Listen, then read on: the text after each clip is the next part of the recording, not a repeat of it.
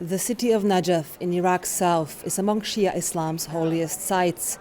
It houses the shrine of Imam Ali, the cousin and son-in-law of, and according to the Shia, the rightful successor to the Prophet Muhammad. Najaf is also home to the world's largest cemetery. For Shia Muslims, it's an honor to be buried here, particularly for men who gave their lives fighting in the 4-year war against ISIS. Busloads arrive daily to visit the graves of loved ones.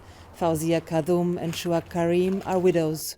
Their husbands, Khalil and Musa, were brothers, both killed while fighting ISIS. Together with other relatives of the deceased, the women have come to commemorate their sacrifice. We visit the grave once a month. We clean the graves with rose water. We read the Quran and say prayers. They paid the ultimate price, their life, in order to defend the religion, the sect, the nation, and the shrines.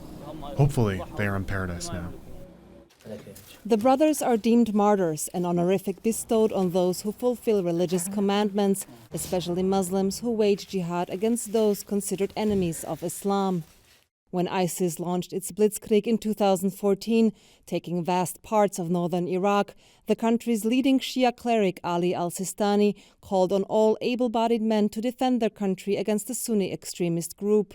Tens of thousands of men from Iraq's Shia south heeded the call. They joined the ranks of the country's various security forces, including the army, the police, or in the case of the two brothers Khalil and Musa, a paramilitary umbrella group known as the Popular Mobilization Forces, or PMF. We joined the family again in their home village of Al Abbasiyah, a few miles northeast of Najaf. Pictures of dozens of fallen soldiers line the streets. Those left behind struggle to get by. He didn't leave us any funds to cover our expenditures. He just responded to the call. In the first year and a half after my husband died, we didn't receive anything, not even a pension. The government is obliged to pay pensions to families of all deceased soldiers, regardless of the force they fought with. But Kadum says it took several months until the government finally began paying her family of 11 a pension of around $600 per month, equivalent to the salary of a low-level public servant. She says the PMF still owes her a death benefit of around $4,000, money she says she desperately needs for repairs to her house.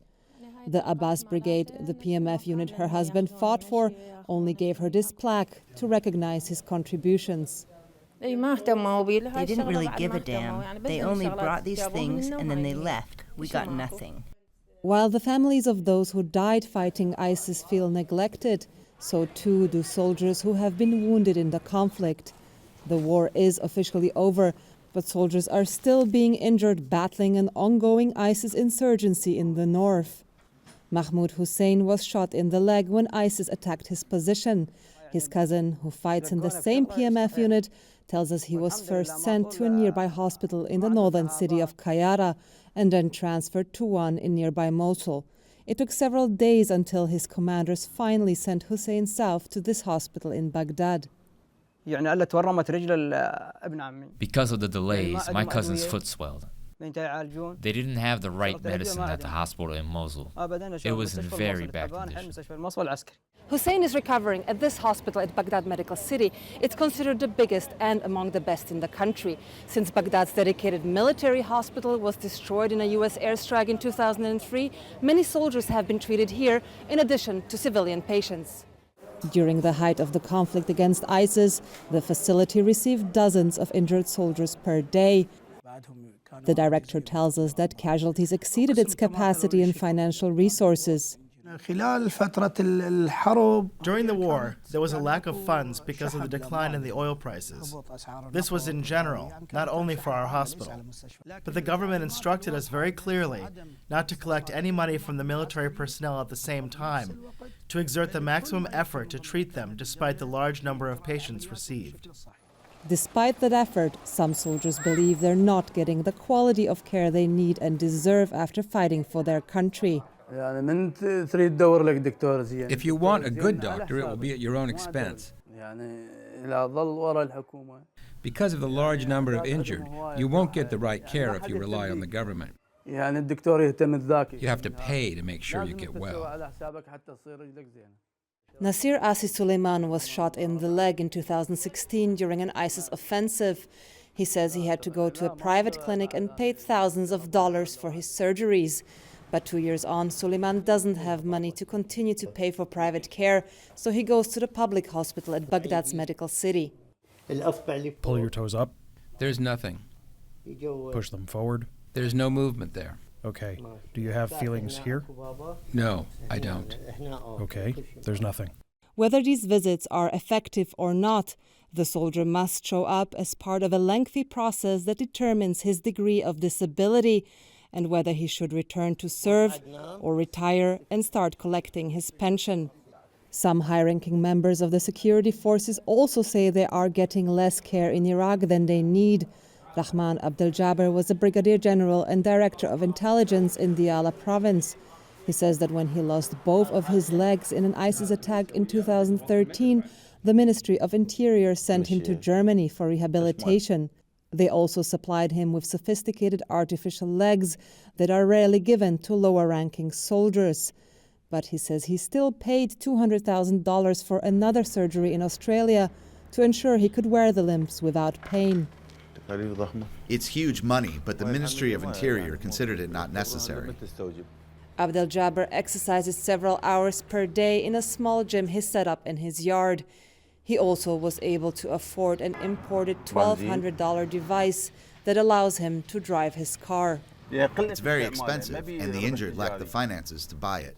Well aware that others are less fortunate than he, Abdul Jabbar has started to reach out to injured fighters who struggle to recover and coaches them on how to build strength and overcome depression. These are the first steps he is taking after he was injured in a terrorist attack. For years, he was only sitting in the wheelchair. He wasn't walking at all. I trained him using simple techniques. Nothing sophisticated. Just by collaborating, we reached this level. But many soldiers need much more than a bit of motivation. One is Ali Mahdi, shown here before his injury in 2017. This is how he spends his days since an ISIS sniper shot him in the neck during the battle for Mosul. The injury has left him almost entirely paralyzed, but Mahdi claims that his condition is treatable. I just need an operation. They told me that this treatment is only available in Germany, America, and Japan. But in the Arab countries, they cannot do anything. The Ministry of Defense sent Mahdi to India for one surgery, during which doctors repaired his fractured vertebrae. He claims that the ministry promised him a second surgery to restore the nerve functions, but it hasn't materialized. A Ministry of Defense official confirmed that Mahdi required further treatment.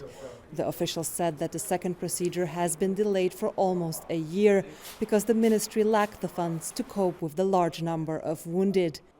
Mahdi says his wife left him because of his disability. All he has left is anger and regret. They just got rid of us. They don't need me anymore. It's a pity that we fought. It's a pity that we went. Mahdi's father served in the army in the 1960s. He claims that the government took much better care of its soldiers back then. If one of us got injured, the helicopter came to pick him up within 5 minutes. They would transfer the injured to the best hospital in Iraq. But now there's nothing. Mohi calls on the government to give his son the attention he believes he deserves. I sent them a beautiful young man to fight. I want my son back. If they leave him like this, they shall be damned. They wouldn't leave him like this if he was their own son. Brigadier General Yahya Rasool, a spokesman for Iraq's Joint Operations Command, admits that more resources are needed to take care of veterans. A new military hospital to replace the one destroyed during the 2003 US-led invasion has been under construction for years.